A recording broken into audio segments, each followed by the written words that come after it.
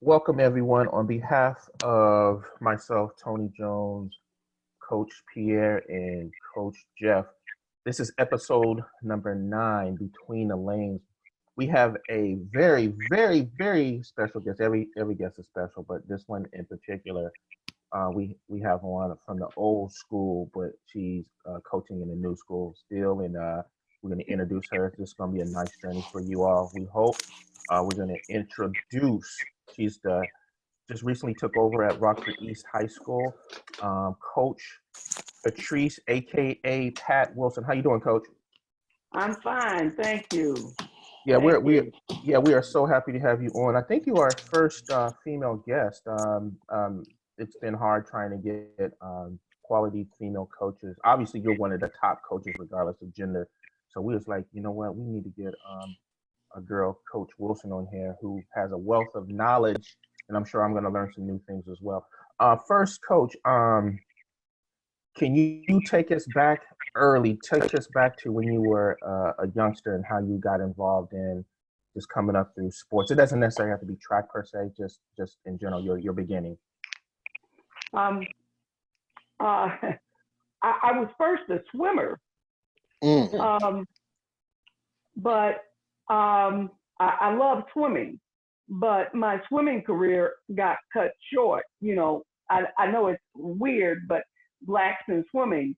But my swimming career got cut short when they found out that I had epilepsy.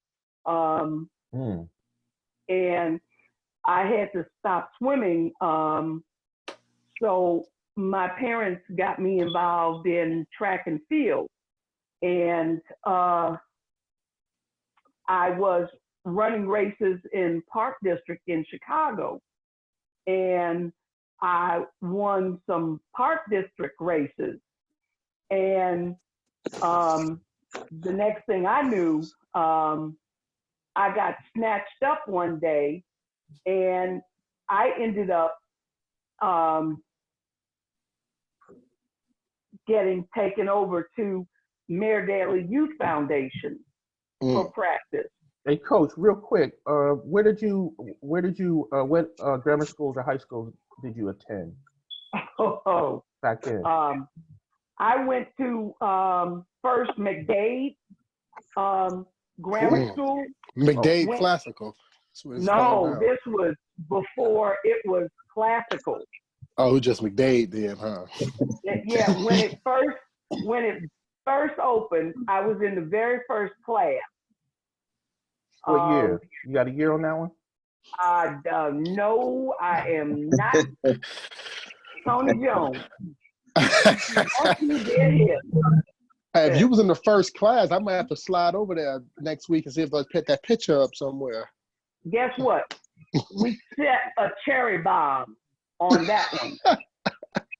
Okay. But yeah, I was in the very first class over there because I lived about 5 houses from the school on 87th in Indiana. Mm. Yeah, it was a real nice school. And then my mom had to get a job, so we went down to St. Edmunds on 61st in Michigan. Yes, yes. That's right. I live right across the street. Oh Lord, you went to St. Carthage? I went to Betsy no. Ross.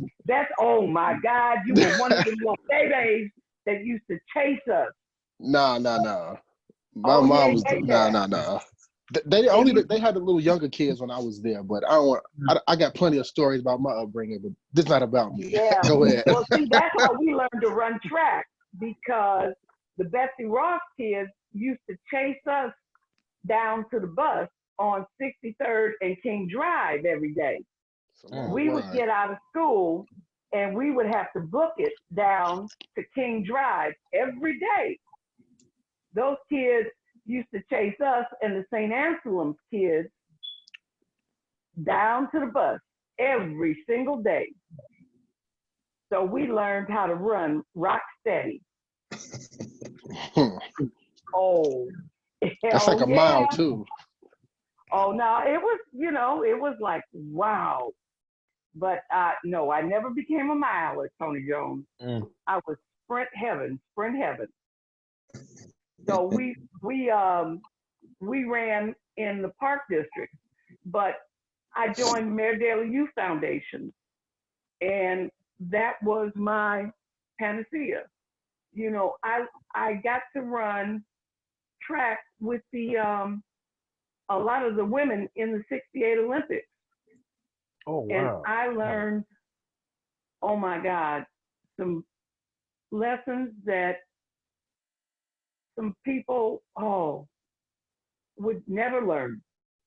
And some of the women who didn't make the Olympics, but who are still living, they taught me lessons that have carried on today. Determination, discipline, just how you operate in life.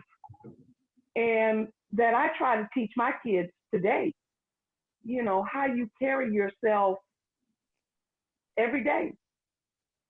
And it's, I don't know, you know, it was just wow. I just I don't know. Joe Robichaud was the head coach, but he he he was okay. He was he, he he was he was a good organizer. Ira Murchison was a great teacher, but the women on there, they were my teachers because I was the baby of the team. And these older women taught me lessons. Wow. Toy McCoy, Mamie Rollins, Willie White, Diane Comer, Josephine Delavania, and I was practice fodder. I didn't care. Pat Henderson, I'd come in and I'd do these workouts and I was like, "Wah!" But, it carried on through a lifetime. This is before Title IX, right? Was this before Title IX? Oh, heck yeah. Because there was no high school track. And I was 11 years old. And I'm running with grown women. Right. You know what? I actually saw a Facebook page dedicated to Mayor Daley. I think I was on that last year. Well, actually, maybe it was this year, early this year, because I do the Friends of Track with, guys like Conrad Worrell and a bunch of those Mayor Daley youth ladies come to those meetings and drop stories and things like that. So, yep. Definitely heard some of those names. Yep. Most definitely heard some of those names. So, yeah. Coach, you kind of blend into the high school scene. What high school what was high school track like back for girls, and what high school did you guys compete against? High schools when there wasn't very many girls competing back then. Well, see, I had to run with the boys. Like, I ended up I went to 4 high schools. Whoa. Oh. Yeah. Well, you called me the troublemaker. My dad was a U.S. Marshal. Well, there it is. Oh. Okay. So, like, I started out at Providence and New Lenox. And, there were very few Black folks out there. And I was in this kind of racial situation. And coming from Chicago, I didn't know how to handle being around. Say it. Other groups. Well, no, I knew how to handle. I knew how to be around white kids. I didn't know how to handle being around white kids who called me nigger. Yeah. I'll say that. And, I didn't know how to handle kids who thought I was not intelligent because I'm extremely intelligent. You know, and I didn't know how to handle teachers who thought I was less than intelligent. And I had to stick my mom and my auntie on teachers who thought I was less than intelligent. And they went off on teachers who thought I was less than intelligent. So this was a fun school. So then I ended up at Kenwood. And that was a fun place. Oh, yeah. Kenwood. And then I ended up at Harlan because Kenwood found out where I lived.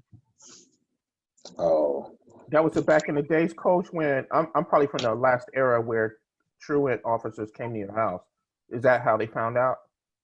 I don't know. I think they found some mail. Yeah.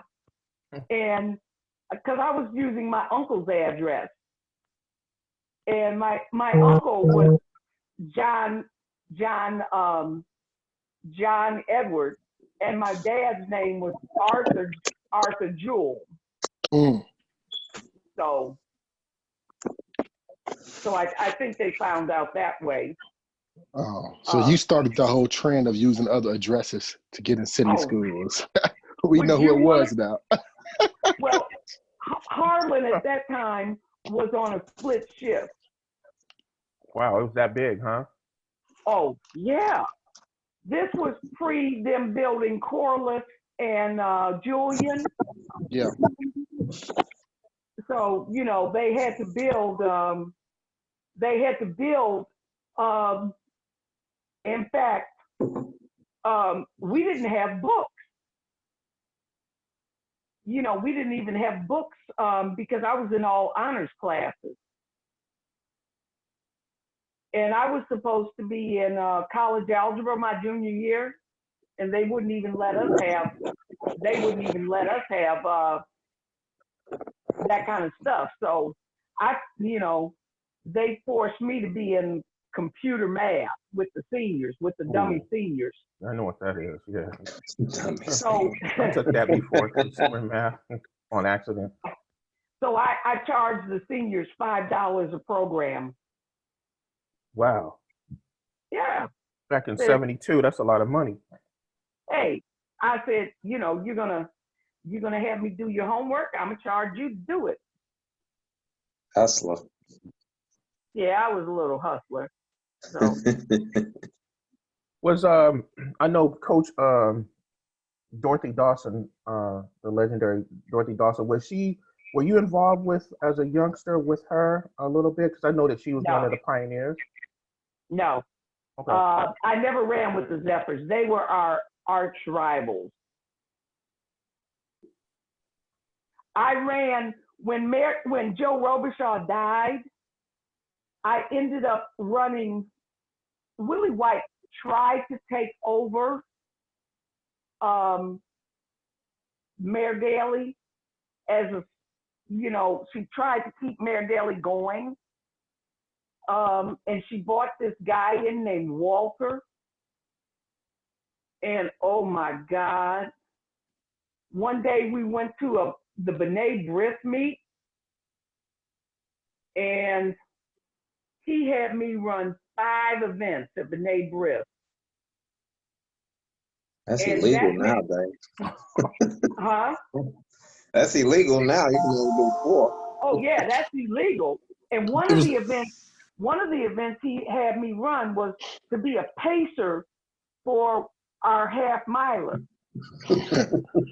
Getting you ready for that pentathlon. Yeah, right. No, we had a young lady who was trying to qualify in the half. So they had me go out and be the pacer in the quarter. And they said, just take her through the quarter as fast as you can. And mind you, I'm only 13. So I go out and I run the fastest 400 I had ever run in my life. And I dropped like a rock. Yeah, I ran the 1, the 2, the 4, long jump, and something, and a relay. And I told my mother, I said, never again.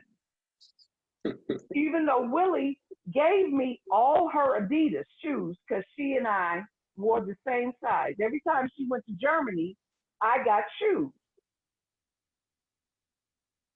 But I said, Mom, I can't do it. I cannot run for Willie ever again.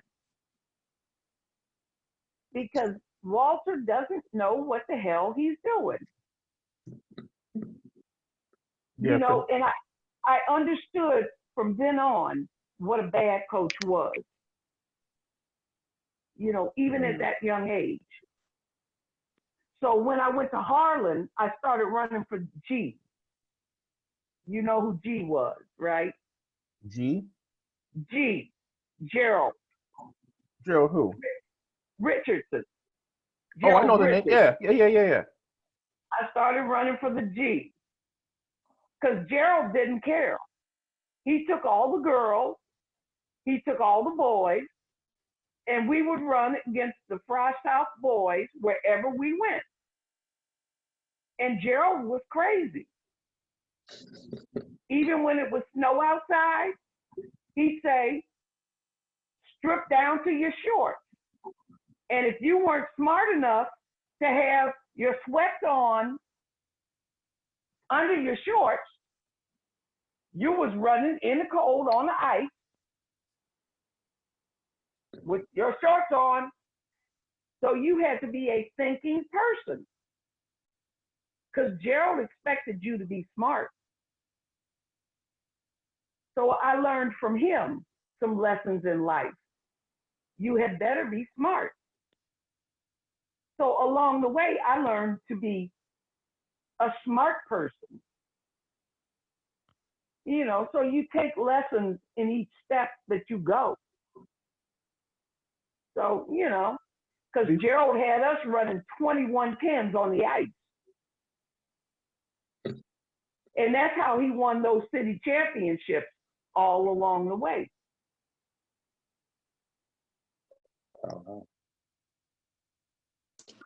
And he did give us Gerald be fired these days. Nah, dude. Let me get that whistle. I need that. Hey, Coach. Hey, Coach. Before we move forward, you mentioned Willie White is kind of like your coach and mentor. I know I read all about her. I've never had a chance to meet her, but I read all about her. And what was that like being? You know, I mean, she's an Olympic champion, a legend. What was that like being around somebody like that? Because you were around her after all her greatness, right? Yes, she was a fanatic. She did 200 V-ups every day. Can you imagine coming up from Mississippi as a 14-year-old, 15-year-old, escaping the plantation to go to 5 Olympics? I mean, I understood her drive. I understood what made her want to succeed every day. And she worked 9 to 5 every day. So I understood her. And then I later came back and coached for her. I coached the Metropolitan Striders for her. Mm-hmm. And later on, she was one of my friends. You know, so, you know, even though I didn't think she could coach, I understood her. You know, my cousin ran for her on the Metropolitan Striders. You know, so the same thing with Mamie. I sent my daughter to Ohio State. when she was the head coach there.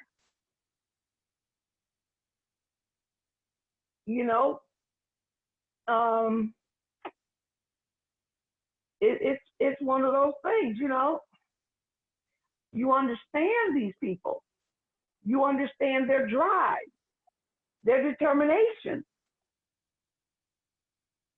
You understand the journey that they've been on.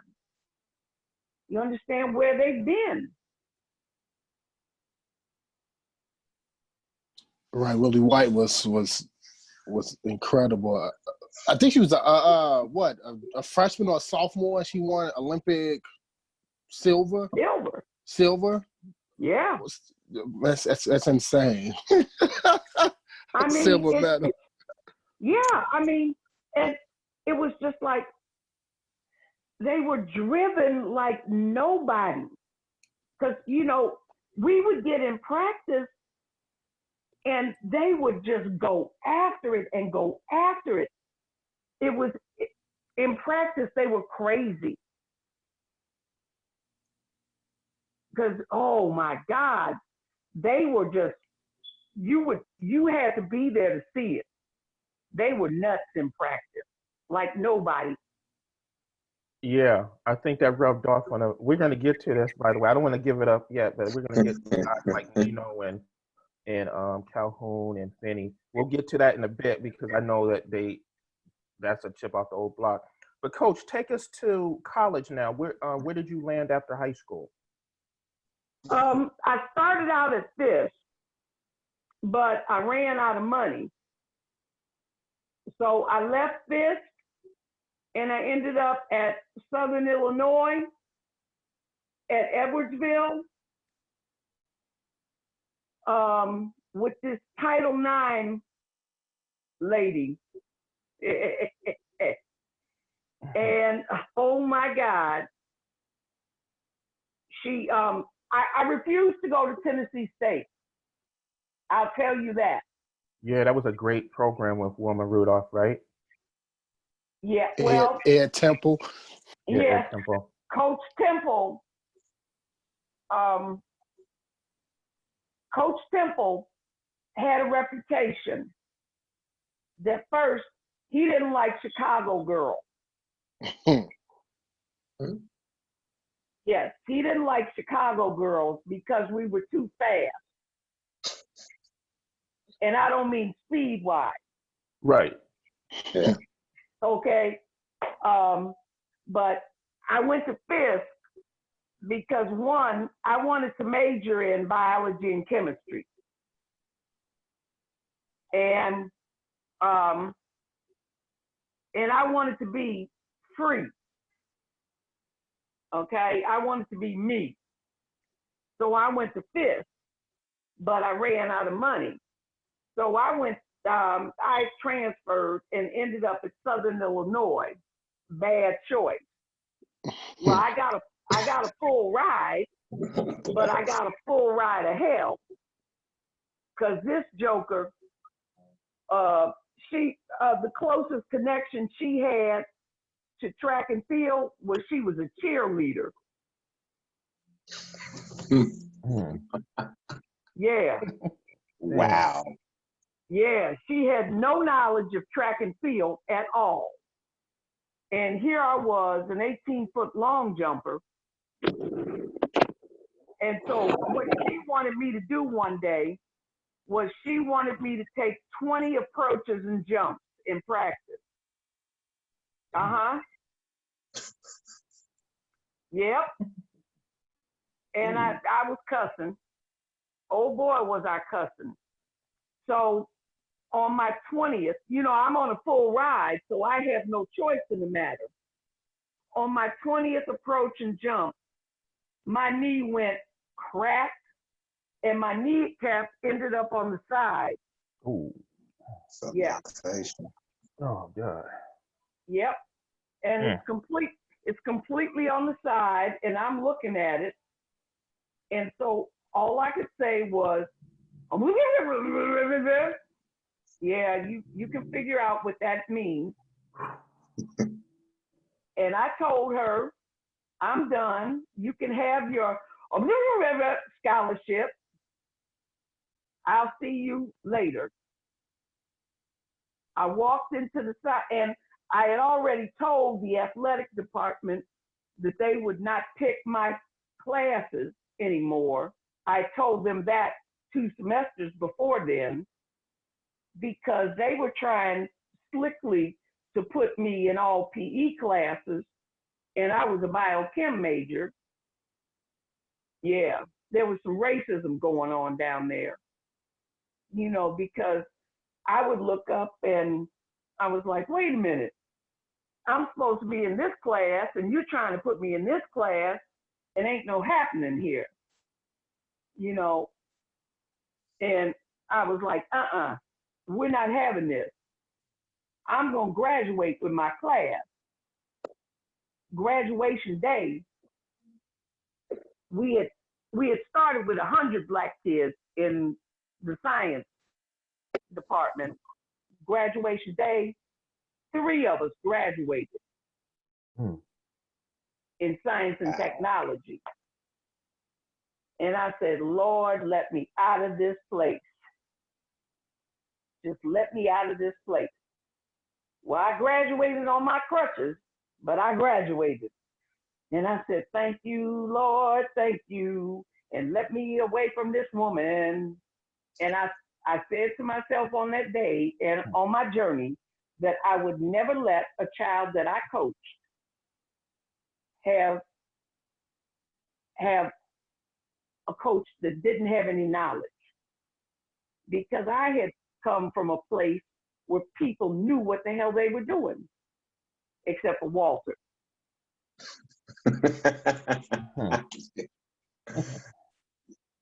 So I was determined that I was going to know what the hell I was doing.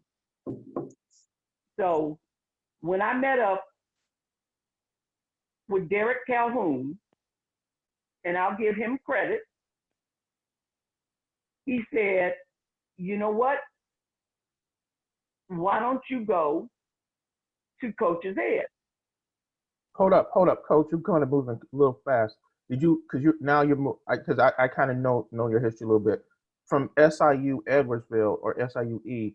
Did you? Because I know you coached in Indiana. Did you graduate and go to the Hoosierland State? Well, no. First, in between, I met up with I knew Nino Fenoy. I hung out with him for a little bit. The East St. Louis icon. Yep. And he taught me a lot. He taught me how to coach without any equipment.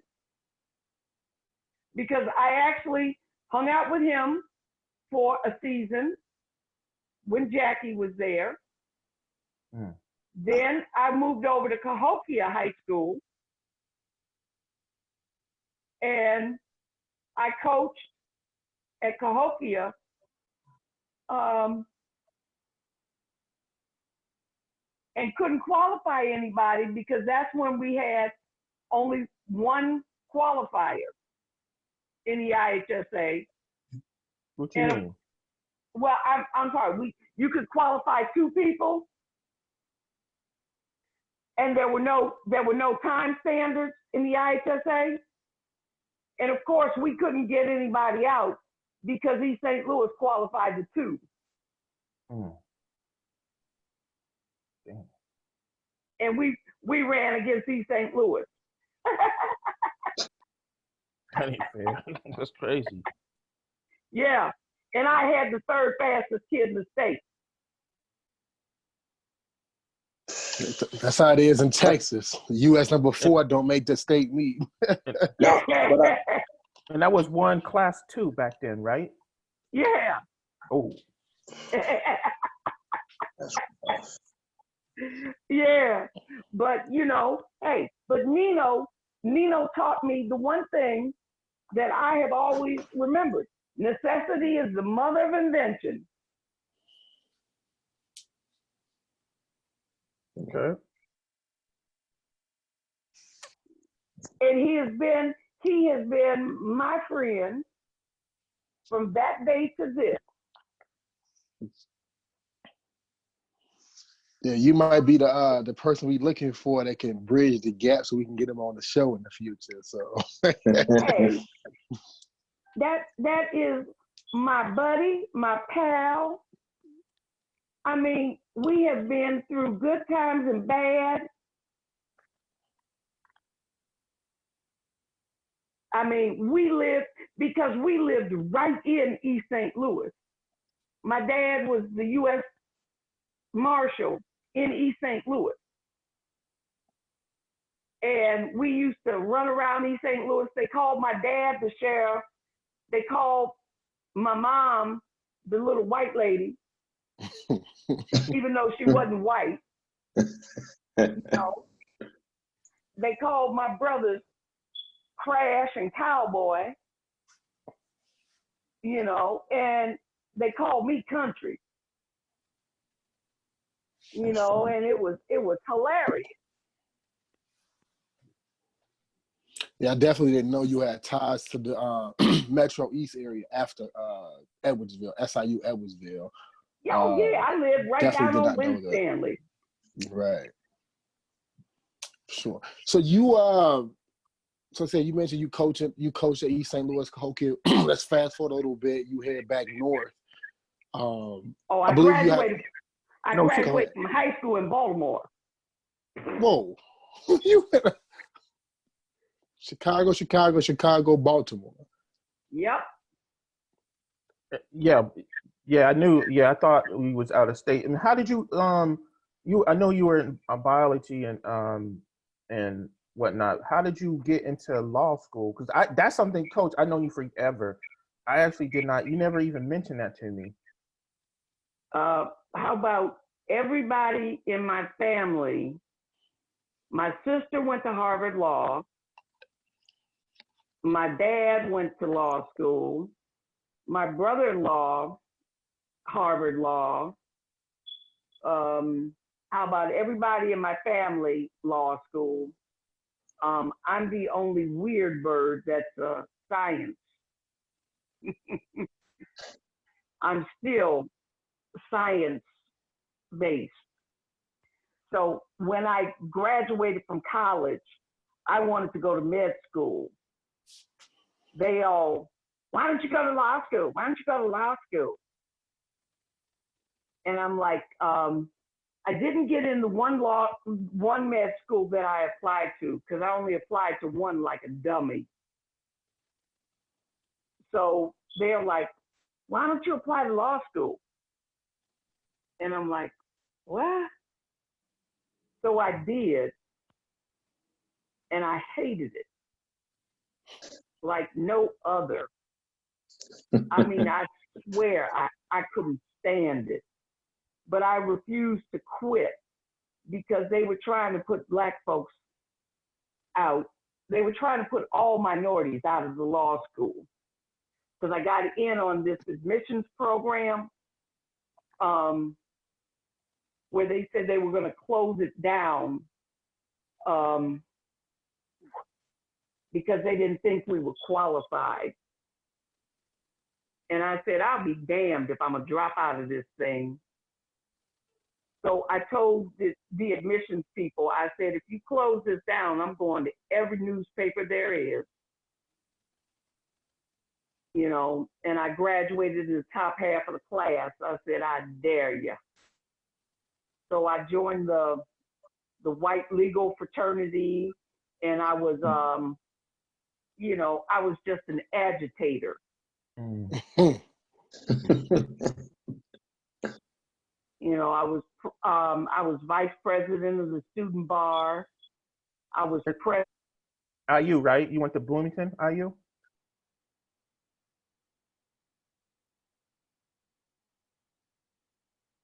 Coach, you there? They must have came and got her, P. No, that's the marshal office. Hey, you telling too much. No, she's still on. Yeah, she's still on. Is she? Wait to see if she returned. I still have her on the list. Yeah, you might have to do some editing, huh? Yeah, we're gonna have to add that.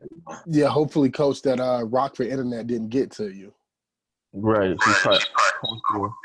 Hello? Yeah. Yeah, we here. Okay. Yeah, my device went off. Oh yeah. That Rockford internet.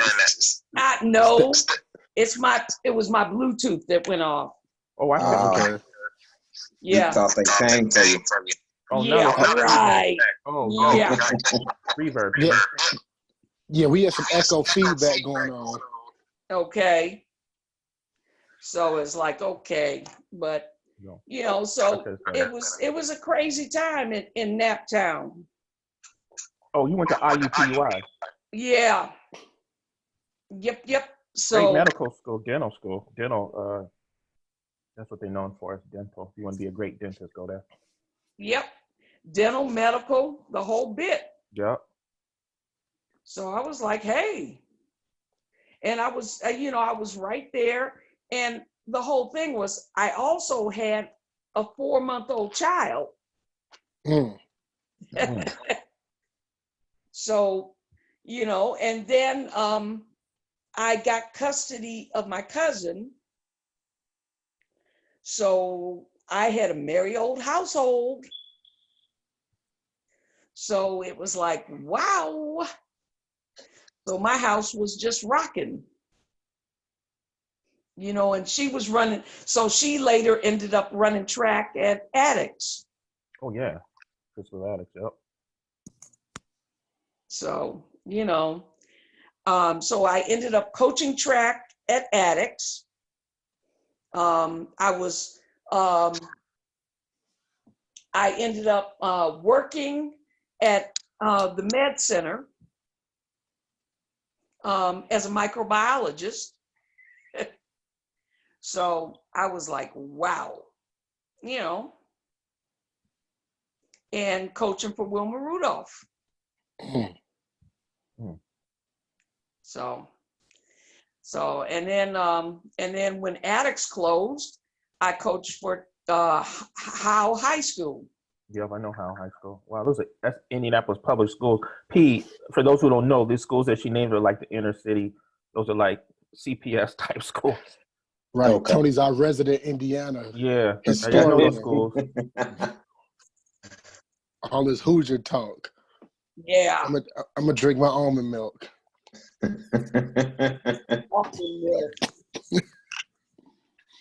All this Hoosier talk. We got to bring it back to Illinois. We can relate. Illinois is. Go ahead. But at Addicts, Josh took 6 in the hurdles and then went on to Ohio State and was All-American at Ohio State, both academically and athletically. That's what's up. Yes, sir. She was an All-American hurdler. And then at Howe, I had an All-American jumper, Elva Keaton. Yes, I know the name. Yep.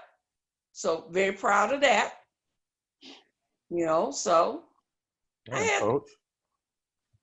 Had a little fun. Yeah, you're a multi-state coach, huh? Yeah, coach. You can't wait to get in your Wisconsin coaching days, but they might have to wait. You everywhere, high commodity.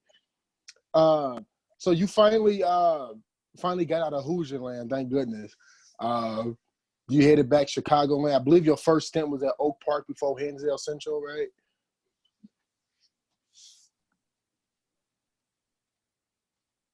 I think she broke up again. a little Wisconsin blue. Hey, that Bluetooth got to go. Coach, you got one of those gas station Bluetooths I used to have? She might be trolling the internet on her phone while she's with us. What? Coach, you there? Yeah.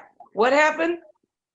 Oh, we was just clowning. We was just joking. Yeah, we dropped your audio. Your audio dropped. Okay. No, yeah, so go ahead, Tony. No, P said you got out of Indiana back. You come back home. Was Oak Park River Forest your first stint back in Illinois? Okay. Yeah, I tried to get. Now this is the funny thing. I tried DuSable. advertised for a coach. And my father was an All-American basketball player at DuSable. So I applied for a job at DuSable. They wouldn't hire me. Have no idea why. So I went to Oak Park and had a great time at Oak Park. Won a state championship. Yes, sir. 87, I believe. Yep. Had a great time. Because I had those crazy boys. We had to go everywhere to find some place to train outdoors. And indoors, the boys coach hated me because I had these hurdlers that were nuttier than a June bug.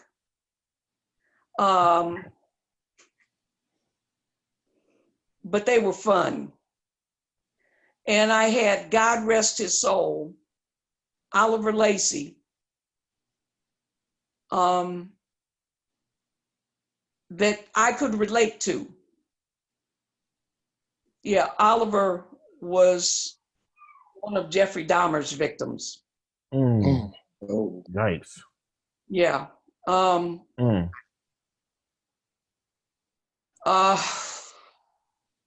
Yeah, but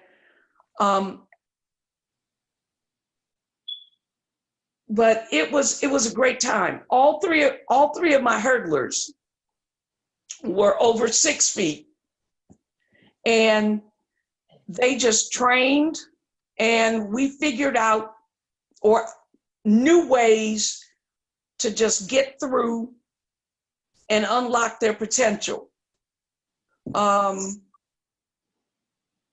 The coach the year before just couldn't get through to them and had just fallen a little bit short.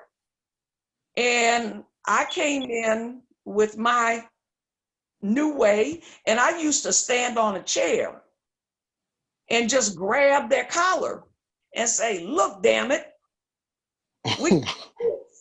I'm serious." I would just grab their sweatshirt and say, "Look, God dog it, I don't care what you feel like." I pulled up on spring break and grabbed Adam DeWeese. His daddy said, "He's upstairs in bed. Go get him." You went to his house? Yeah. oh, I love it. He at practice. You might go to jail now. Yeah. Get jumped on by the family. Adam DeWeese was the coach at Proviso East, and his dad was a great fan. His dad said, "Pat, go upstairs and get him out of bed. I'm tired of his butt." So we went right upstairs, me and Alvin Campbell. Yeah, he's a great one. Yes, sir. And Bart Seymour. We took his mattress and rolled him out of bed and said, "Get your ass out of bed right now." And guess what? Joe Newton let us run on his track. Joe said, "Pat, I'm going to let y'all run on this track because you're the only woman I respect because you beat us indoors." I about fainted. I said, "Thank you, Joe." I was like, "Oh, Lordy." But So he got his act together, huh? Your boy? Huh? The young man got his act together after that? Yeah, he didn't try to pull that anymore. He did not pull that. So, but then I got fired by the boys coach. Because you win a title and get terminated, huh? Jerry Krause in track. I used to have my boys run shorts.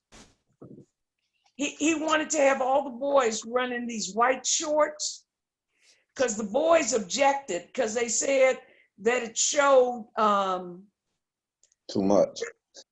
their brown bodies. And I said, Cawthorn, those little white shorts that you want them to practice in are sort of racist, buddy. And the boys kind of object to it. And he wanted all the boys to practice in them. And the boys said, we want to practice in whatever shorts we want to practice in. And he didn't like that. So I got fired for being the spokesman. Right. Then you went to Hinsdale and started taking it to Oak Park, huh? I got the girls coach. Right. And you did have a state champion with the girls too. I know the long jumper, I forget her name, but I know she was a long jumper. Yeah, she was number 3 in the nation. Mm. She still holds the record at the school. Wow. You were the boys coach first, though, weren't you? Before the girls? Huh? Weren't you the boys head coach first, though, coach? Over at HC? I was the boys coach at HC in 2000 and something. But I was coaching on the girls' side at Oak Park for a while before I jumped ship. Oh. Because they were only paying me like less than $1,000. And I told them that I could not survive on what they were paying me at Oak Park while I was doing all the work. Because Duke time, I was doing all the coaching and Duke Stein was doing all the leaving.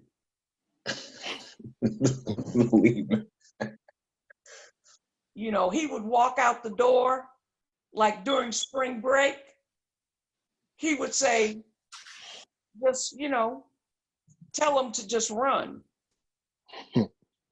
And I say, what? So I'm doing all this work and he's, and I gave him a state champion and I'm not getting paid. I said, later, I'm gone. So I left. And then I wasn't going to look back. And that's when I went to Hinsdale. Right, Hinsdale Central. Nice area, great school. You spent what, close to 20 years there? 25. Mm-hmm. Me and Pat. Yeah, Pat Richards, right? Yeah. Yeah, so that's quite a long time. That's some longevity. I'm not sure, this day of age, how many coaches stay at one school for that long. Yeah. I know a couple of the people you mentioned in Calhoun and Fennoy sell their respective schools, but I don't know. I think Tony Jones is approaching 25 years at Lane Tech. I don't remember. Yeah. but tell us about Hinsdale. Like I said, you had a journey: Chicago South Side, the Metro East, Baltimore, Oak Park, and now you're at Hinsdale. A total different makeup demographically, things like that. But you've experienced that a little bit in the Providence area. But tell us about that Hinsdale, that culture shock, if any. It was different. Oh my God, it was different. The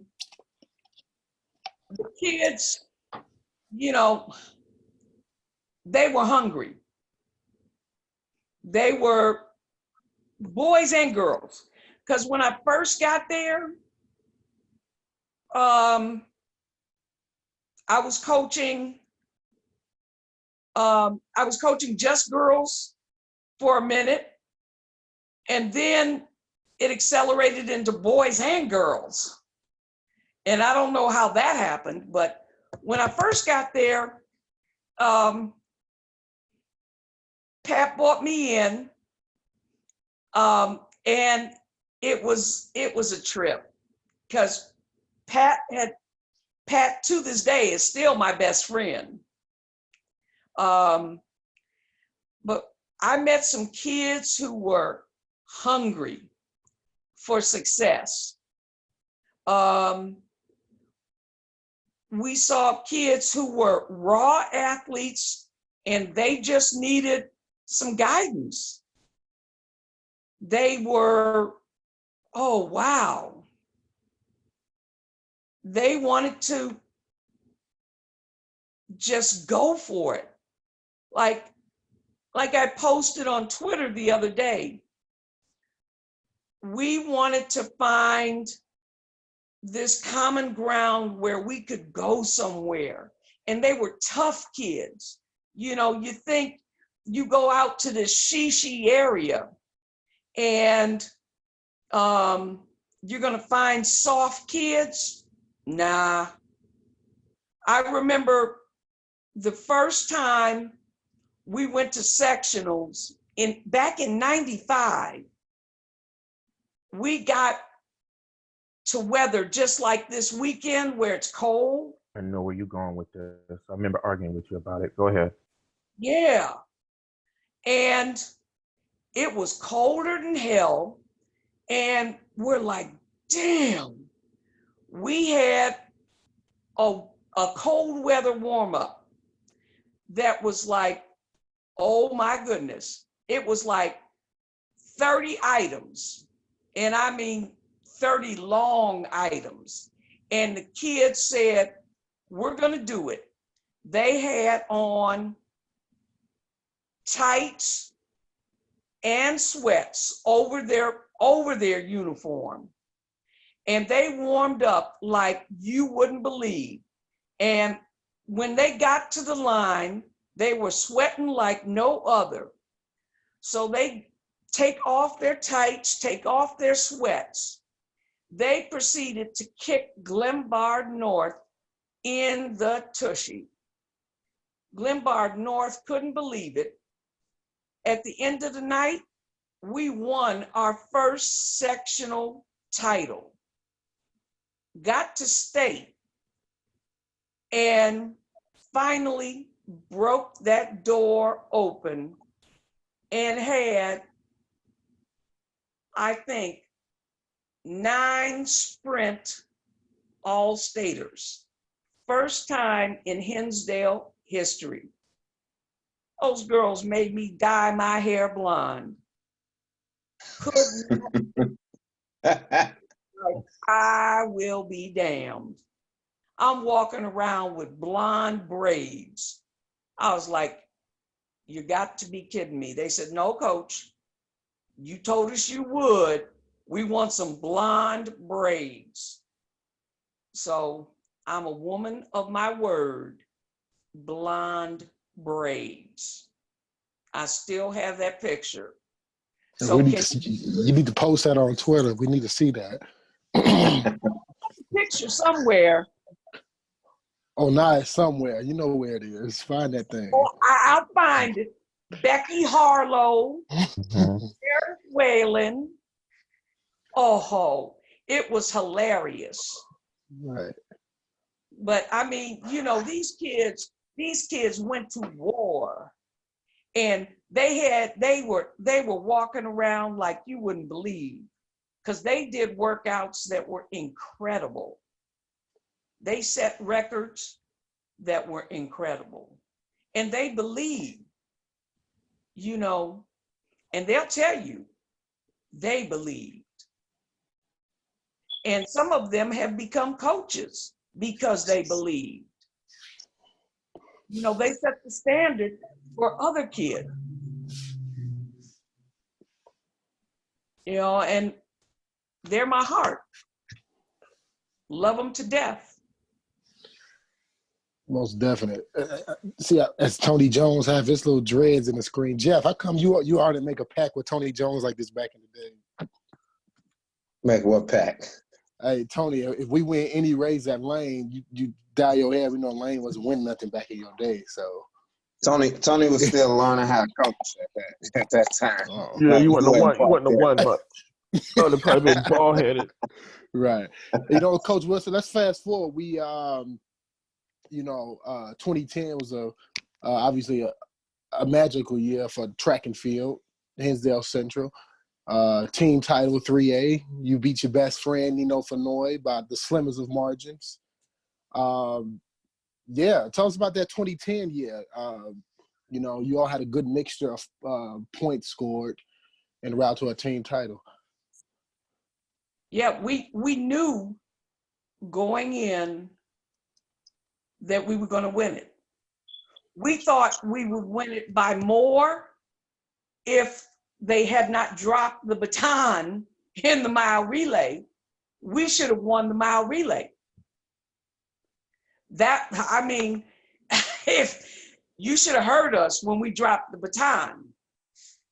Pat and I were like, pick up that, boop, boop, boop, boop.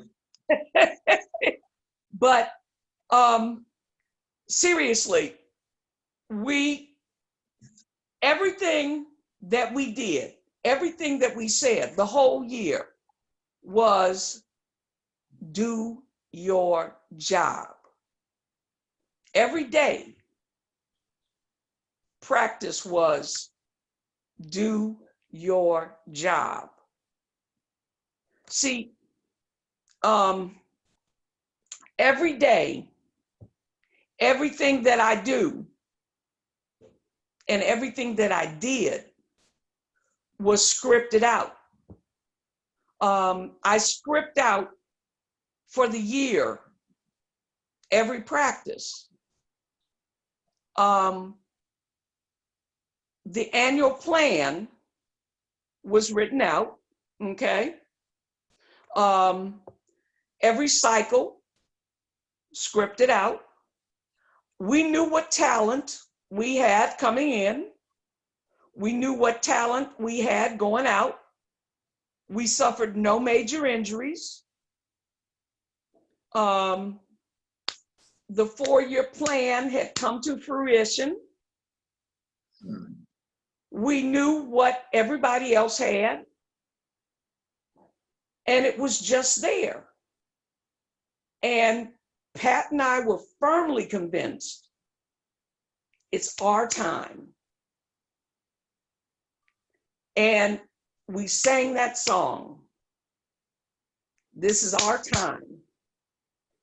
And we just knew it. And when we ran that 4x1 at Downers South Invite, and we ran so fast, we knew we were going to win state. And then when we went into the prelims at state and just wore out Homewood Flossmoor, and you singled them out, huh? Well, that's a team. You should have heard what they did to us in the tent. Remember, we had 3 white kids and 1 black kid, and you should hear the trash talk. Oh yeah, you gonna let these white girls beat us? That's what they saying.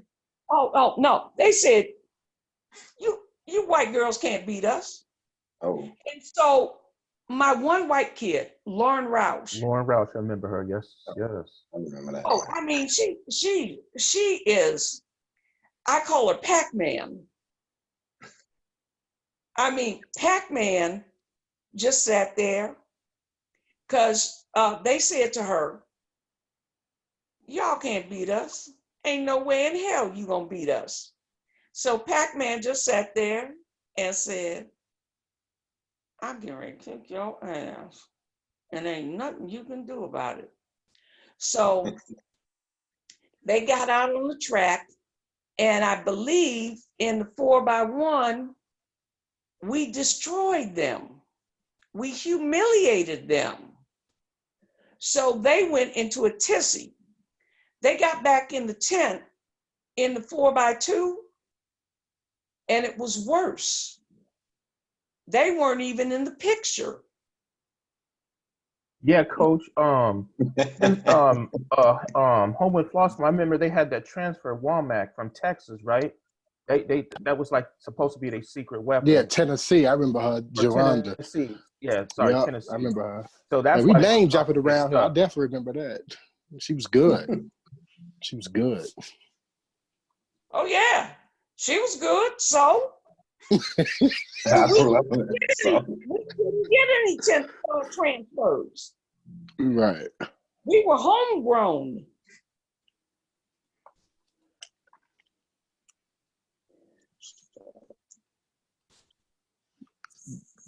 Yeah, she was good. Yeah, Did but those that kids? was great. Those Go ahead, kids. Tony. You said homegrown, Coach. We're gonna blend this together because I know you're a huge summer track fan, and obviously you've been on USATF.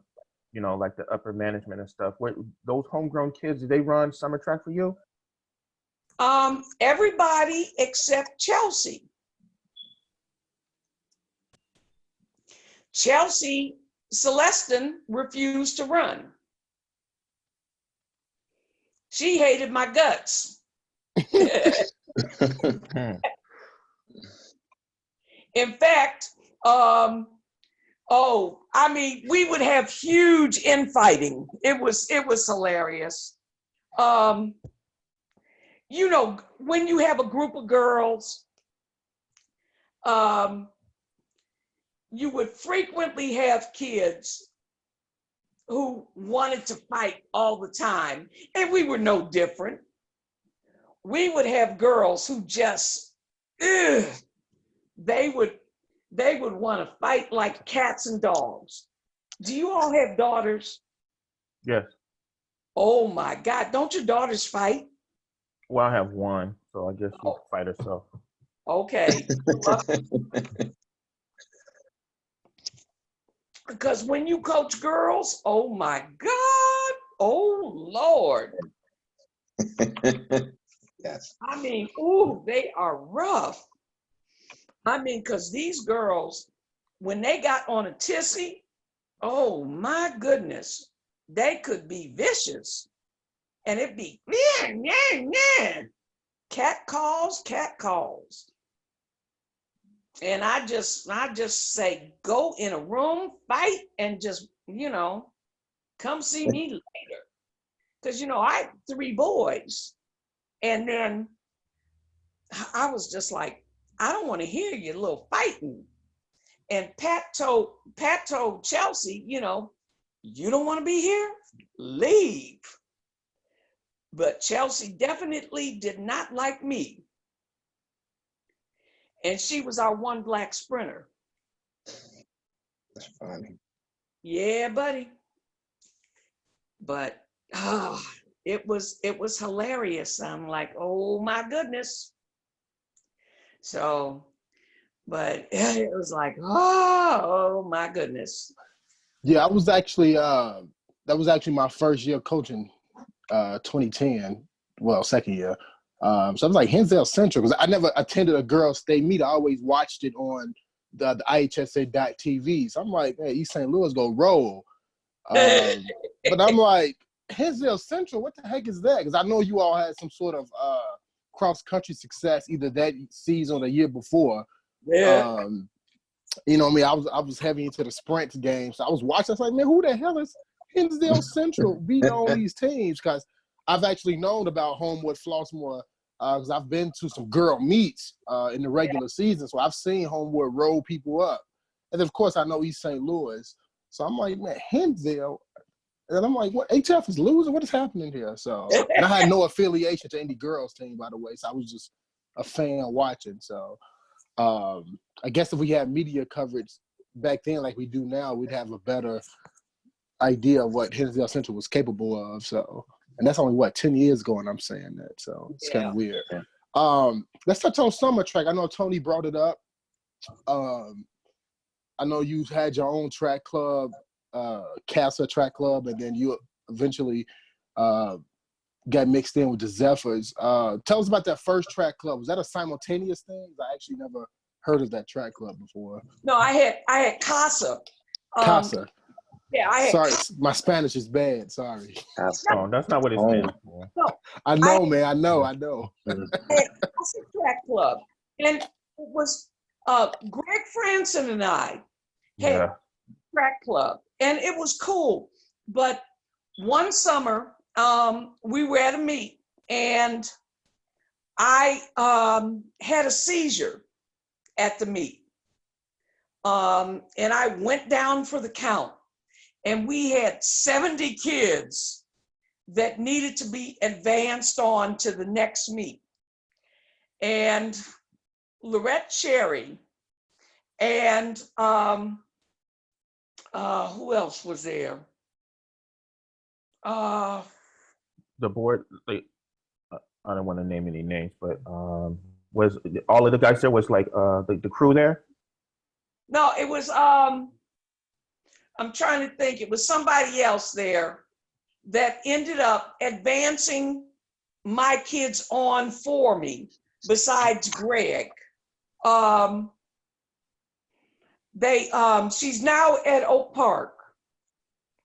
Oh, you're talking about used to be at Proviso East? Uh-huh. The yeah, she was a math teacher. Yeah. Yeah, I know, Coach. Yeah. I know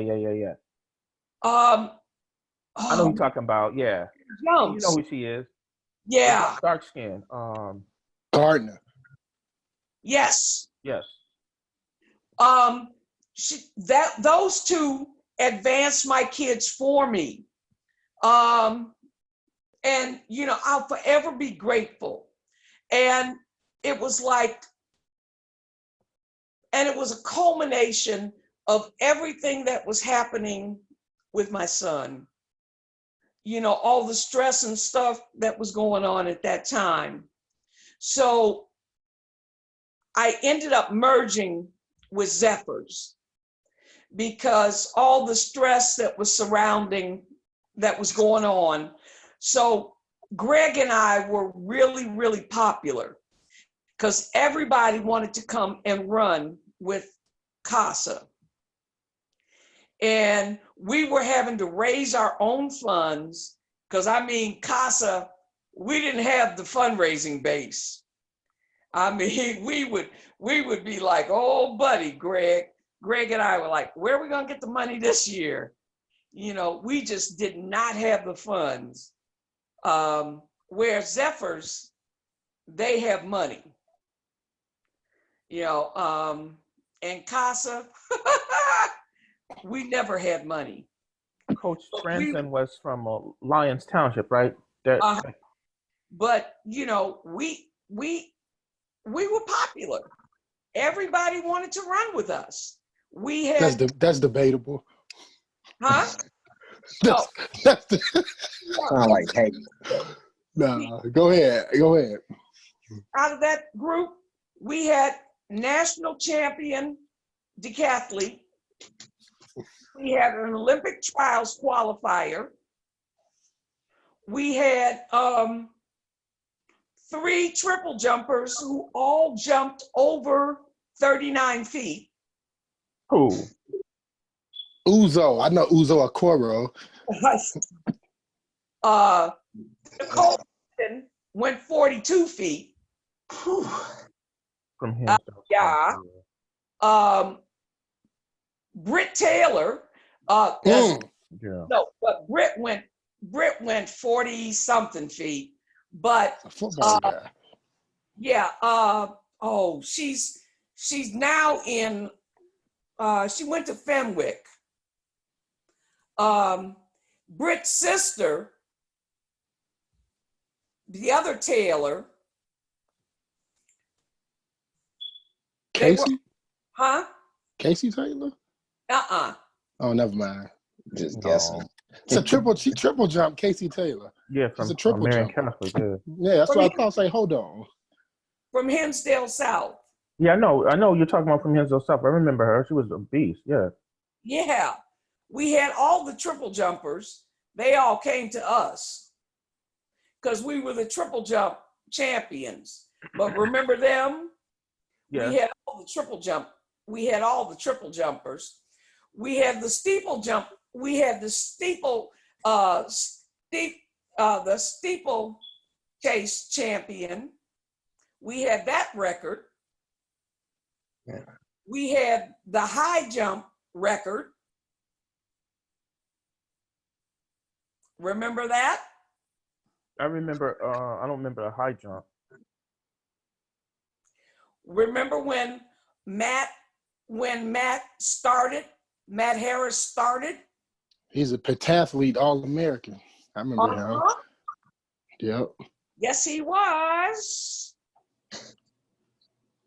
You know me. I say, hey, kid, where you from? You from Chicago? Come here. I remember that kid. Oh. And definitely remember him. So, you remember that? Oh, we were cranking them out. We were just cranking them out. So let me ask you about the Zephyrs. As far as, so it sounds like you all was more of a word of mouth type program versus, Pat Wilson or any other coach, walking up to kids or other coaches saying, hey, what is kid X doing in the summer? How did that work as far as from a recruitment standpoint? Oh, I never recruited. No. If a kid decided they wanted to run, they just showed up at my place. I just look up one day and the kid was at my place. Can I run? Sure. Come with your birth certificate and the registration.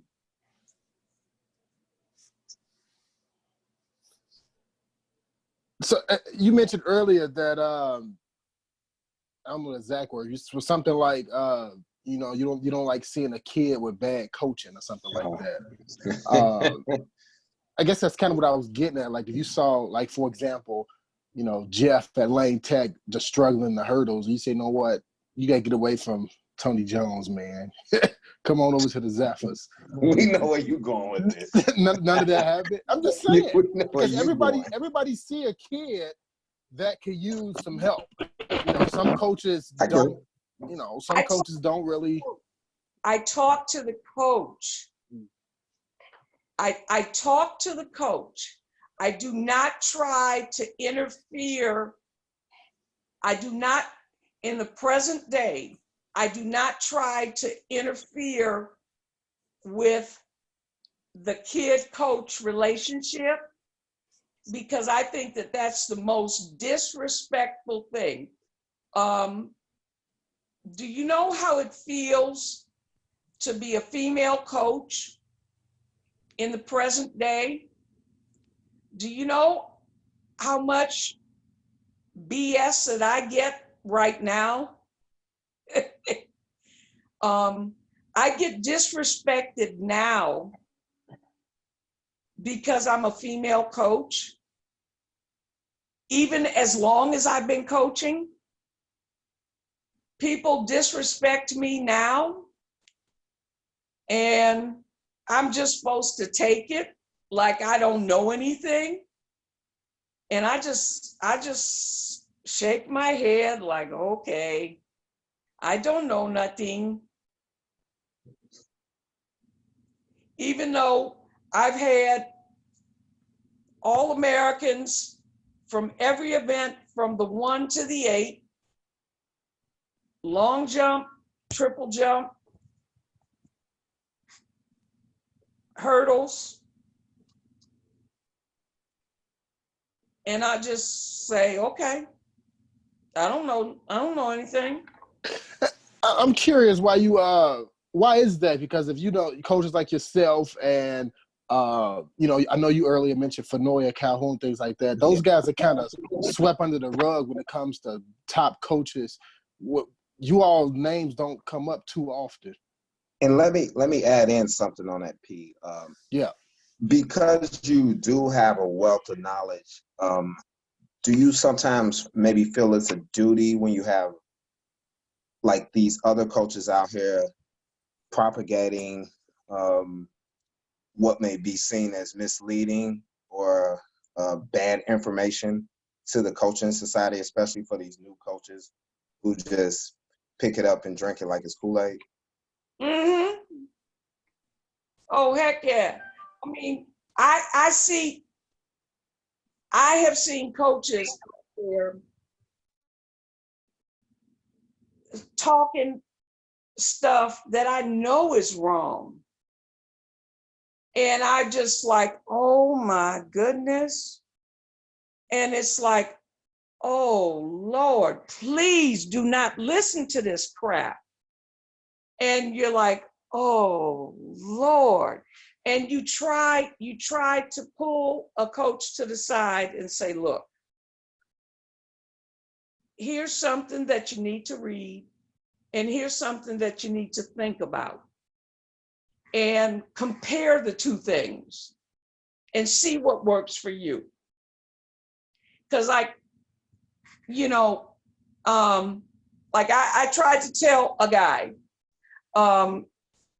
you know, I told a guy once, I said, you know, a guy said, well, I'm a big Tony Holler fan. And I said, okay, that's fine. I said, I'm not. You know, I had to tell him straight out, I'm not. I don't follow or ascribe to his way of thinking. I said, so what am I supposed to do with that? I said, I don't believe in feed the cat. I said, I've been successful following another path. You know, so what are you supposed to do? Where does the argument come in? And if you simply say you don't agree with that, and that's fine because you can agree to disagree or respectfully disagree, right? Has it turned into something else? Well, you know, they act like you don't know what you're talking about. But, you know, I think my success, you know, like, I guess, like an example this year, my kids at East, they were given up for Ghost. You know, they were supposed to be like dead last. And all of a sudden, we showed up and started running faster and faster and faster. And all of a sudden, people said, well, wait a minute. How did you all do that? And I said, by doing the same things that I've done for year after year after year. I said, it's no secret, it's no magic. We're following the same kinds of plans. I said, I write everything out. Here's the plan. You know, I said, I may not agree with everything that other people say, but here's the plan. Yeah, and just to talk about that, I'm also anybody who knows me or ever heard me speak, I'm not a feed the cats person either.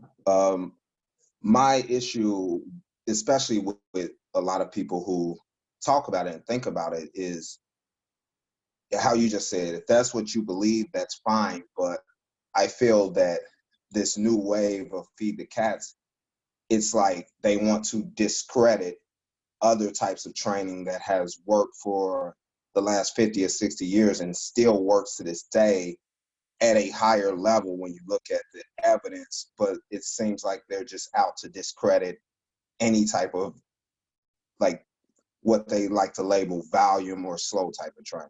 I want to know your thoughts on that. Oh, absolutely. Like, you see, I understand where the feed the cats stuff started. I was there when the Feed the Cat stuff started. I know the origins. So I've never heard this before. Me either. we'd have to go offline. Okay. There's no PG version? Okay. It's always the PG version. G-rated version? No. All right, Coach, real quick, Coach, because I know how you are. So let me ask you this. Why doesn't coaches like Fanning Gunter from Evanston or Derek Calhoun or Nino from ESO, why aren't they more, with their longevity and their history and icon status in the sport of track and field, not just girls, just track and field, not only in Illinois but in the nation, why aren't they, maybe you can shed some light, why aren't they, you seem to be the only one of that generation that actually comes and speaks out and has a voice. Is it they just want to, we lead by example versus talking about it? Is that why we don't hear about why they're not more known with today's generation of coaches? I can't speak for them. See, I can't speak for them. Okay, you can't speak for them. I really can't. Hold up, Coach. Coach. Coach, hold on. Let me say this, and then you can, because I know you're a lawyer. You're gonna debate it or debunk it. But the first person that I see you hug and talk to after a state meet are those gentlemen, and I know that you spend X amount of time with them. So you're not. Come on, Coach. I seriously can't. I really don't know. But I'm the only one who's been through what I've been through. Sure. You know, see, yes. You're on cold. All right. They're my friends. Yes, they are my friends, but they haven't been through what I've been through. They haven't been through the wars that I've been through. So I can't tell you why they don't speak out. Okay. They have the security of things. They have the little cushiness of things that they have. They don't have the problems that I've had. You know, but see, I have a different set of problems. You know, they didn't have problems getting the job like I had. You know, remember, I'm the one that never fit in. You know, I'm the outsider trying to reach in. My little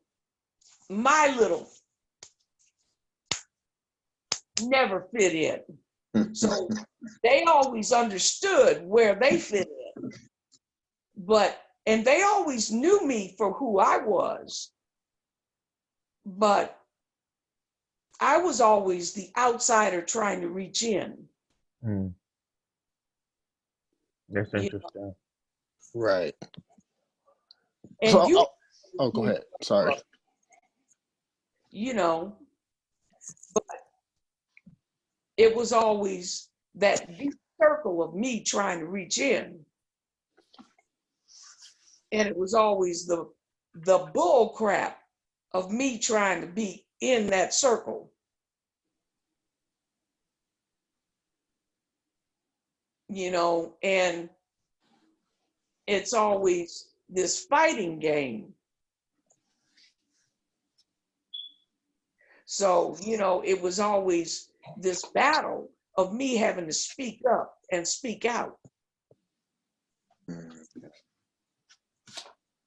You know, so I have to be this rebel that always speaks up. Rebel talent. You know, because it's I don't know, it's a trip. Yeah, you speak of Rebel Talent. Like I said, I follow you on Twitter, PW Track. I thought that was Proviso West. Apparently not. I thought Johnny Jenkins finally got it together, but it seems like that's a new platform for you. I know I've read, you've left a lot of notes and comment sections of articles and things like that that's been posted on the coaches' websites and things like that. But now you have a Twitter. It's like you can unleash now. Oh, I'm vicious. Yes. Yeah. Yes, I'm vicious. Oh, yes. Yeah, see, I can say what I want. And I do.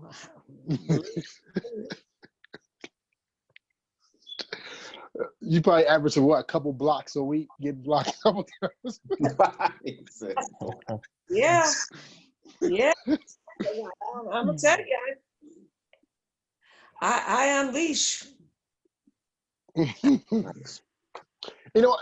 I see that as a I guess it's a good thing. Like we were talking to some a former panelist who was on the show. Coaches of girl teams in the state of Illinois. It seems like a good amount of them don't really speak out. Like, for example, you see a lot of things being proposed, like doubling the relays, switching the order of events, and eliminating prelims and stuff like that. A lot of this stuff is coming from the mouths of coaches who coach boys. So we don't really hear too much from the girl side as far as what they think about some of these things that's being said. True. See, that's ridiculous. That's absolutely ridiculous. Like I hear boys coaches crying about disqualifications, and I just laugh when I saw your boy Holler crying about, oh, they got disqualified, and then I saw his stance, how he was standing in the zone and why they got disqualified. I just started laughing. By one. I said, well, if you learned to stand in the zone, maybe you wouldn't get disqualified. And I was like, oh my God. I was like, oh my God.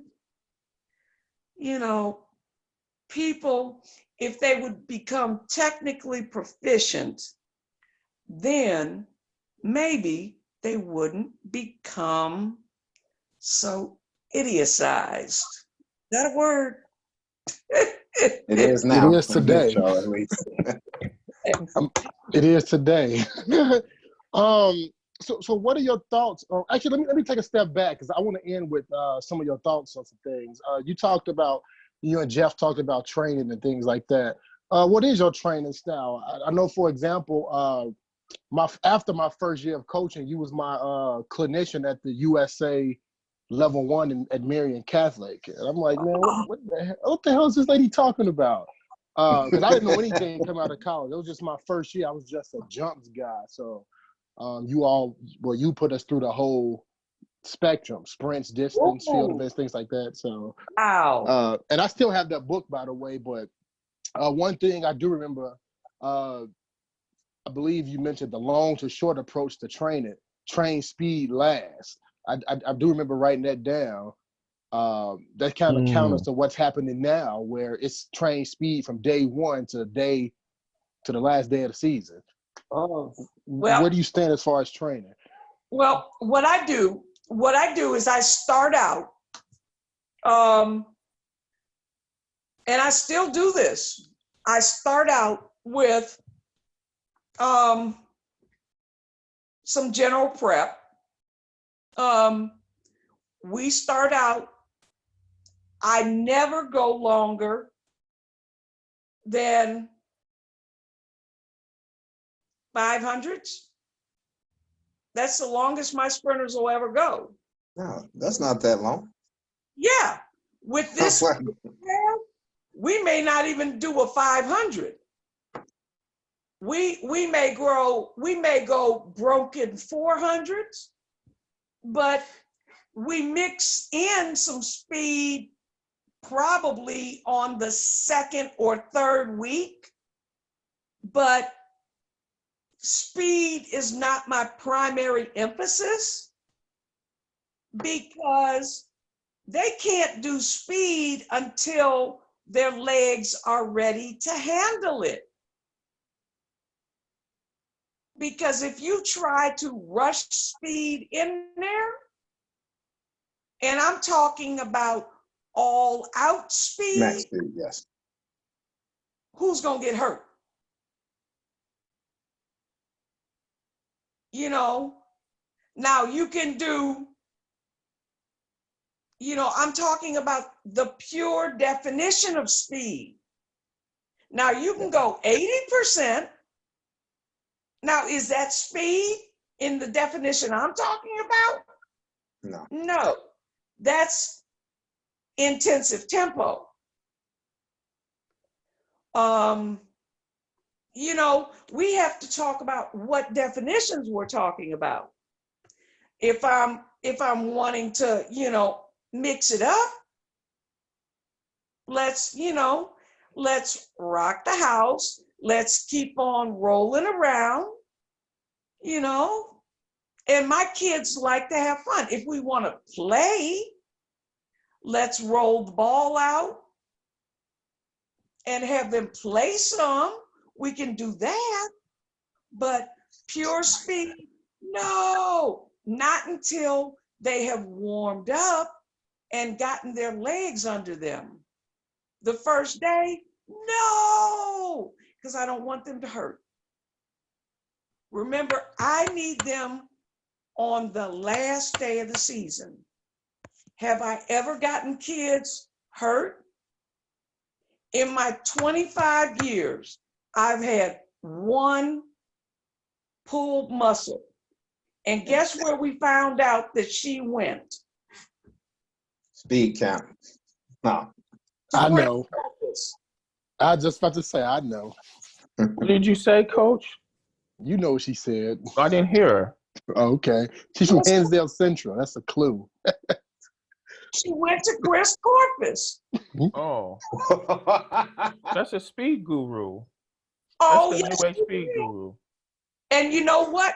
We would have won state in 2007 had she not gone to Chris Corpus. Because we had, oh my God, we had a mother load. But we found out that she went to Chris Corpus because this girl was flying.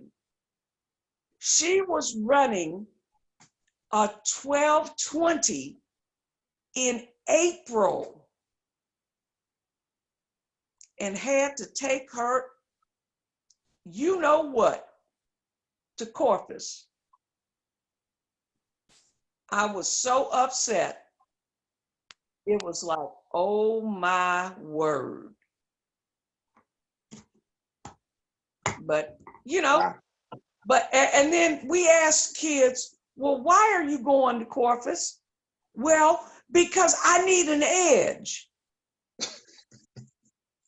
And I'm like, oh my God, well, why do you need an edge? What are you getting from him that you can't get from us? Line 10s, 30s. And I'm telling you, see, that's what gets me, is in that community, that's what they'll tell you. That's exactly what they'll tell you. And see, out of Rockford, I don't get that anymore. You know, my kids trust me to give them what they need. So it basically goes with that undermining the coach. Yes. That's where I'm at, because I had a girl, I have a girl now, distance runner, where her father is now beginning to believe that I can make her faster.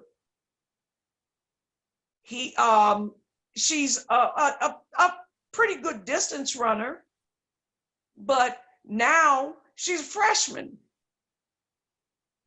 I got her down to 63 and a quarter. That's a freshman distance runner. Yeah, she had never been 63, and that was indoors at her second meet when we got shut down. And he had her run 4 events indoors. And he's looking at me like, what? And I'm like, yeah, dude, she just ran a 63. Now what do you have to say to me?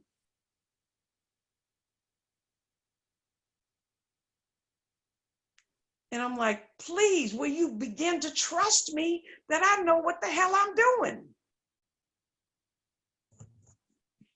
So, you know. So tell us about this Rockford area. Again, that's another interesting jump from Hinsdale to Rockford. I believe you're a Rockford resident. Like Rockford, when it comes to track and field from the public side, from the public school side, hasn't been visible these last couple decades. What's up with that? Well, Rockford, they just don't, there's not been anybody out there apparently who really knows how to put this together for the girls and who can command the girls to be there. Like, now you have to come at it from all sides. Like, I'm gonna tell you, I have kids who are challenged. Like sometimes I have kids who show up with no shorts, no shoes, who haven't eaten. So you just got to come at it and say, okay, I had last day of practice. Now my kids are enthusiastic. Girl showed up in her Crocs, but she was willing to do practice. So I let her in her Crocs. And then midway through the practice, she said, Coach, I got to change my Crocs. She put on another pair of Crocs. I'm sitting there dying laughing. Hey. But Coach, you bugging out, man, trying to get these kids hurt. No, Tony, you got to understand, man, it's a different world. But look on the list at how fast we ran, and then you'll understand. So the east side of Rockford, that's where the talent is. That's the No, there's talent all over Rockford. I show up with a bag of gummy bears as a reward for getting through a good practice.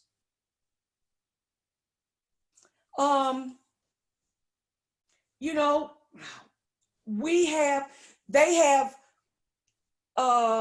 kids go to ACT prep or SAT prep every Tuesday.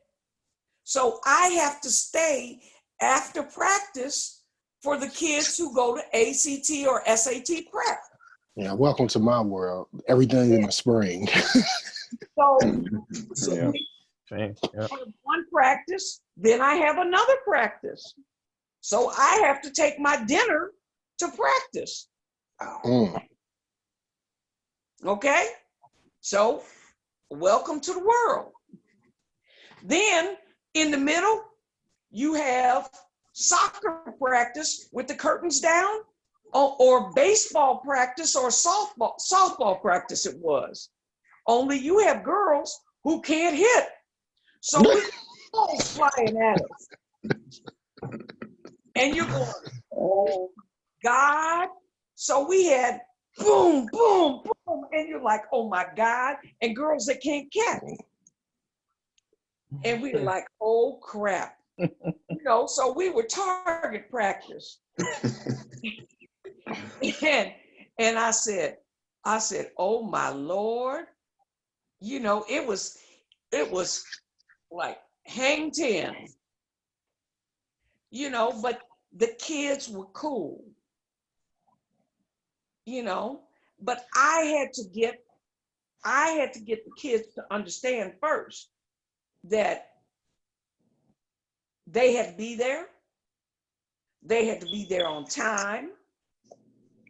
And they had to do the practice like I scripted it. Because Mama said, this is the way we're going to do it.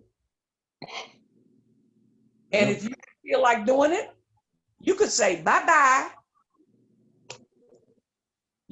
And once we got that understanding, then we were fine. But it had to be a new day.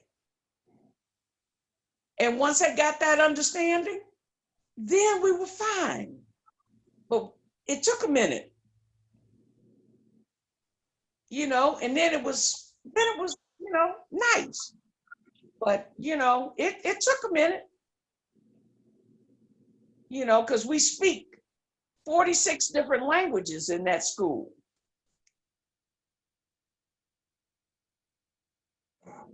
So what are you doing to, or maybe not you, the other schools, to raise the profile of track and field in Rockford? Because like I said, that's not a small city. There's a bunch of elementary schools. Are you all, as a coaching community, creating feeder programs or sending your message down to the middle school coaches so when they get to high school, they can have an understanding? Well, I'm new to the city. Sort of. I mean, I've lived out here, but I've been commuting to Hinsdale for 7 years. And so this is my first year actually living in Rockford and just driving to East.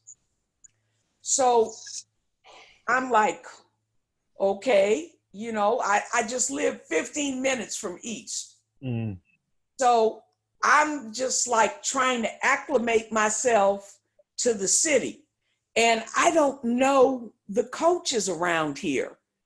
So I'm trying to meet the other coaches, and they don't have stability within the grade schools or the junior highs. So we're trying to develop some stability within the feeder school system. And it's going to take a minute. We don't even have, we have our own indoor track, but we don't run track meets there. It's a 4-lane track, and we don't have an outdoor track. We have to go over to Guilford to run our track meets. So it's sort of like the Oak Park situation. So it's like, okay. So I'm like, all righty now. So I'm still feeling my way around there. Yeah, you 30 years of the game, it sounds. You starting a new program, so. Well, I didn't know it was going to be this way till I sort of got bounced from Oak Park. But life is rough, and then you die.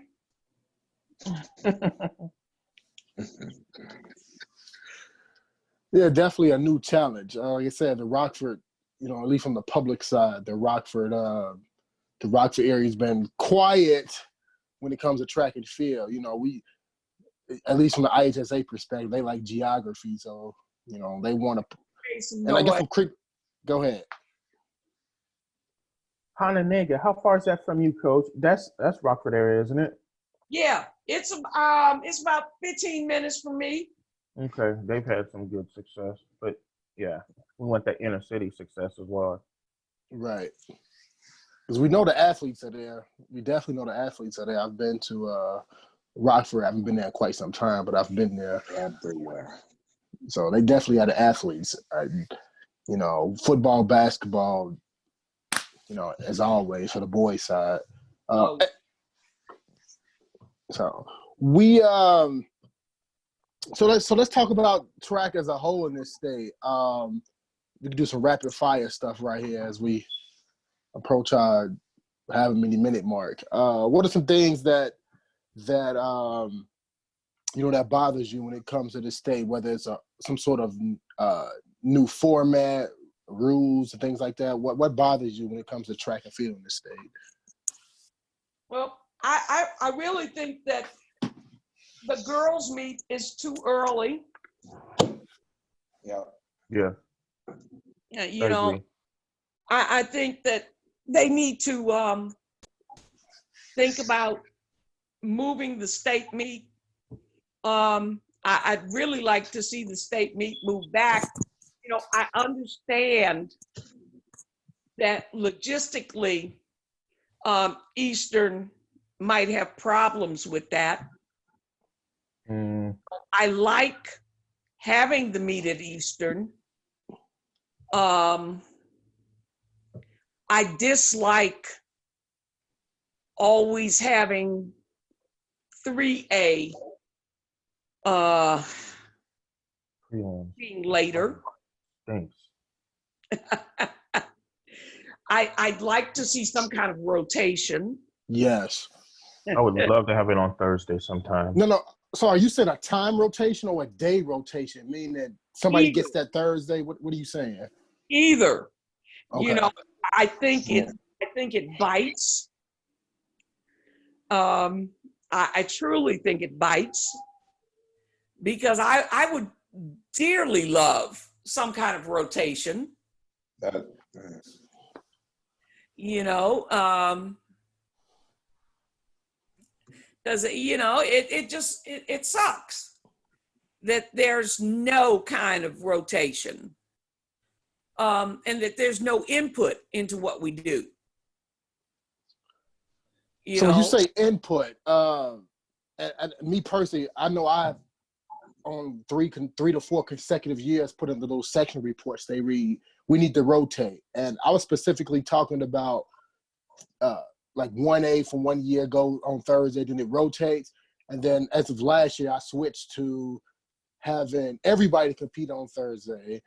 So I'm just trying to throw anything out there that the advisory committee can bite on, but they're not willing to change things. So I'm not sure if other people are proposing these things or not. So they're not going to listen to one guy. All of us are. Because I hate 8 o'clock in the morning long jump in 2A. Trust me, that's brutal. It's bad. Anybody who's a sprinter hates 8 a.m. And trust me, it's brutal. It is truly brutal. You know, it's crazy. And then, you know, your boy Howler this year proposed switching track and field to the fall. He did? Oh, let me jump in here. That was a Daily Herald article that the IHSA executive director put a suggestion out. He was just talking in an interview, and he just responded to that. So he agrees with that. Well, he changed his stance after like 3 hours. So yeah. So that was just training and all that. It's like that's like the idiotic. Basically, you're telling kids don't run cross country. So. No, Jeff. Everything was switched. Like they're not gonna have track in the fall with football and cross country. They'll switch. He suggested, not Howard, Craig Anderson. He suggested moving all fall sports to spring and spring to fall. That's ridiculous. That was the suggestion. Again, it was just a suggestion. Yeah. Well, It was just a thought. It's just a probably thought. got clown for that. Yeah. Well, it was just a thought. Because with that, I'd argue you could lose a whole year of track and fields for 2021 of track and field. Because when would the cycle start back into having track in the spring? So that's why it's a bad idea. No. And then the weather. Oh yeah. And then the weather too. So I don't want to have state track on Halloween. That's not no. It's not gonna happen. When it's cold as hell. Yeah, definitely don't want to do that. So it was just a thought, but we'll see. That's a way to save football. That's like a football lifesaver, it appears. So where do you stand on prelims? Yay or nay to prelims? I love prelims. We're talking about for sectionals. I'm talking about for sectionals. I love prelims. No way. You were against the Heat winners. Remember we had that argument, Coach? Yep. I hate it too. I agree with the coach. Get rid of it. You mean in sprint events or in distance events? She was talking. We was because mainly a talking distance about event heat winner is slightly different because of the tactics of the race. The race may be going out very slow. You don't want a distance runner to just burn it because the rest of the pack is going slow. Yeah. Man, get rid of it. I understand from a sprint standpoint, yes, the wind can blow 100 miles per hour in heat one and then 0 in heat 2. Okay, I get that. We can't control Mother Nature, so Mother Nature controls us. It happens. Yeah. It happens. But to be fair, it is in a sprint event. It's not often where the heat winner doesn't have one of the top 9 times. It's possible, it don't happen that a lot. So that's why I don't think that's ever going to change. So unless somebody drops the baton, which I've seen on a rainy day, and a 43-second 4x1 got out in 3A. So it happens, but not enough to make a change.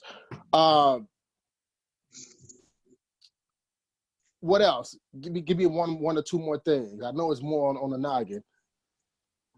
Because remember, girl coaches don't talk. Y'all like to hide. You all hide. Oh no, I don't hide. I'm right out there. Believe me, I'm right out there. Right. What about well, actually, you mentioned pushing back of the season. To be clear, do you mean having the girls state on the current boys weekend and pushing the boys into June, or moving everything into June? Moving flip-flop each year. Nope, never gonna happen. See reinstated. Flip-flop. So you said move everything into June? Yeah. Right. Because I always thought that we start on the same date in January, but the girls go 1 week earlier. That is kind of weird. But what I was saying, they should all be moved back, but they should flip-flop each year because, I mean, when you really think about it, it's unfair that the guys get an extra week every year to train. Mm-hmm. Girls have to go straight from conference, sectionals, state. Guys always get a week break after conference. That's like completely unfair. No. And it happens. That's CPS, homie. What? That's CPS. We go conference, sectional, state. Okay. Well, yeah. We don't get a week CPS. off. So that's CPS. So Jeff, would you want the girls to start a week earlier in January? Either that, or you could just flip-flop the state meet every That's not year. going to happen. I wouldn't. Why not? Because ladies you got first, old man. heads. Well, people just like, this is the way we've always done it, and they don't want to change. Me personally, that's the only legit answer for that. I would like co-ed in June, first week of June. That's me. But you would need a whole revamping of the sectional qualifying process. I would like to see a co-ed meet finals only in June. That's me. I don't want finals only. Nope. No, Yeah, the prelim could be the super sectional or whatever. I'm against finals only. Nope. Because different geographic regions, man, that's just too much. I want prelims finals at state. Over a 2-day period? or the same day? It would have to be, no, it would have to be 2-day period because Florida does the prelims morning and then they go evening for the finals, which I don't like either. Yeah, I don't think this state can make a co-ed meet happen. We don't coexist, men and women coaches or And they do girl 4 and boy classes, coaches. man. So. What about classifications? If you won titles in the 2-class system with Oak Park and you won one in the 3-class system with Hinsdale Central, where do you stand on classifications, 2 or 3? Or 1, and Jeff, to Yeah, she tease was in the Jeff. 1-class system too. You forgot about Right. that. I doesn't bother me. I guess 3. Really? That's odd. Doesn't bother me. Oh, Yeah. you just line up, huh? Just line up one. Yeah. I don't know. I think a 2-class system would have to happen in order for anybody to consider, rotating things, stuff like that. Now imagine having a 2-class system under the current format where everybody competes on Thursday, everybody gets a day off on Friday, and we get right back at it on Saturday. I think that'll work in a 2-class system. But see, Yeah. you super schools, like you got these super schools like LT. LT. Oh, line. Yeah, okay, yeah. Like LT, Evanston, Morton. Morton. Morton You got meant to say 8,000 kids. I thought she meant like from a competition standpoint. I thought she meant to say Morgan Park. She said Morgan. No offense to Morgan. But Morton they don't qualify that many kids, I don't think. Nah. Oh, but Consistently. they've got 8,000 kids. Yeah, but you only get 20 on the team. That's bad. No, they get a lot of kids on their team. They just don't advance. They just don't. So what do you mean by super team? Lane Tech, how many kids do you have in your school? Almost about 4K. Oh, okay. And Evanston's got 37. No, Evanston's got a heck of a lot more than 37. No, my son just graduated there from like 2 years ago. Yeah. I'm a parent from kids graduating. He meant well, it doesn't matter. 3,700. It's a lot of kids. No, he meant 3,700. It's a lot of kids. Oh, I know what 3,700 is, buddy. Oh, I know. Trust me. I've walked in the building hundreds of times. It reminds me of Lane. Yeah. Evanston got 3,300, though, according to numbers, but not too Okay. far off. Whatever. Yeah, we get it. Well, my school got 600, so it's whatever. Or less, something like that. Well, I'm not sure how many my school has. 1,300. I looked it up. Rockford East has 1,300? Yeah, something like that. 13 That was last to 15. year's numbers. So what do you mean by super teams, Coach? So I would be small. But yeah. So I don't know. That's okay. I get that argument. Like Lane could draw from 3,000. You only could draw from 1,500. But at the end of the day, it's who's coaching those kids. As Tony mentioned, you just named a school with like 8,000 kids, but they don't really do anything on the state scene. So I guess it depends on who's coaching. And at the end of the day, you only need 1 or 2 kids. You can win a trophy, as we've seen in a 3-class system. So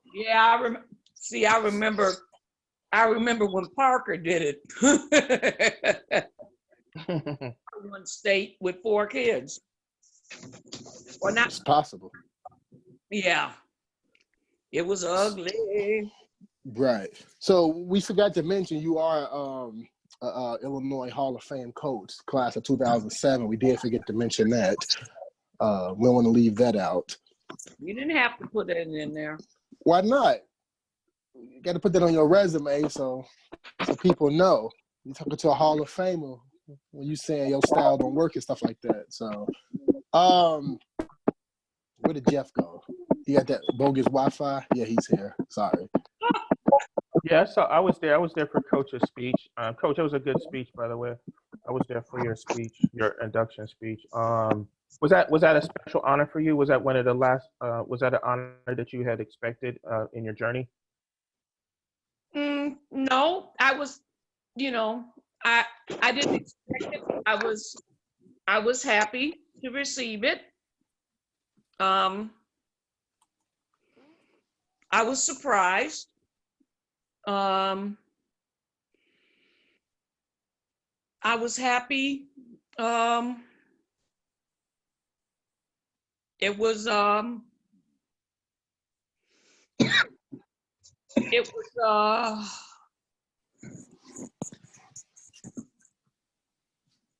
it was one of the last honors I received.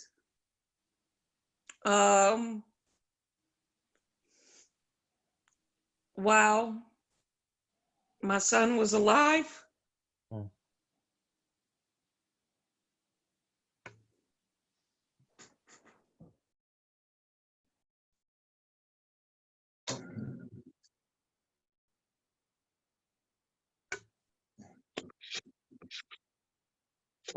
So it was cool.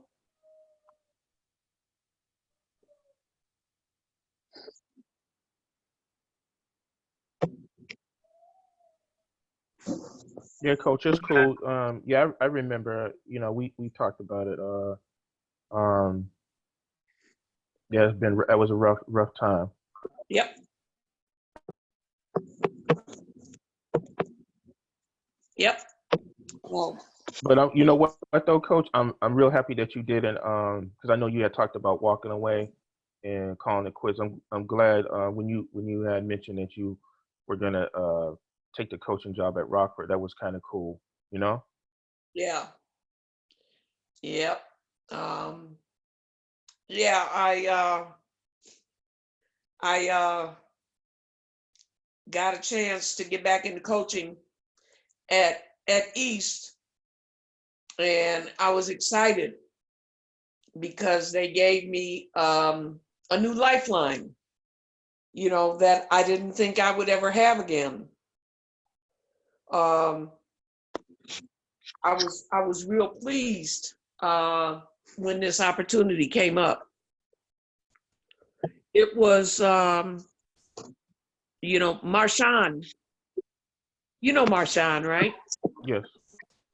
He, you know, Yeah, Tony knows him. Atkins. Yeah, I know Coach Atkins. yep. He's he helped me out, and it was cool. He helped me get in here, and I'll be forever grateful because this is a good situation, good fit, and I think I can make some noise with these kids here. You For know? sure. We'll definitely be watching, Coach. See if you can put East and the city of Rockford back on the map. They need it in that area so we can see Rockford pop out. But we definitely appreciate you taking time this early morning, getting us out of bed.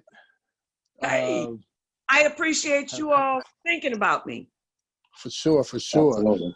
Yeah, we like the outspoken ones, and the ones a lot of people don't know about. So we don't want people to forget about you. You put some time in the game and you made some things happen. So we'll try to work on getting your best friend Fanoy on. We'll see if we can make that happen. Or you can send him a text message right after this and say, "Hey, we're looking for him." Send him a fax. Send him a fax. Fax. Copyright. You're right. Yeah. Right. So we do. So we definitely appreciate you for coming on. We'll be watching. Happy Mother's Day to you. Thank you. That's coming Mother's up. Day. Yes, indeed. And stay safe out here. Thank you. You All right, too. Coach. All right, Coach. We'll talk soon. All righty. All right. All right, sis. Take Thank you. care. Thank you. Peace.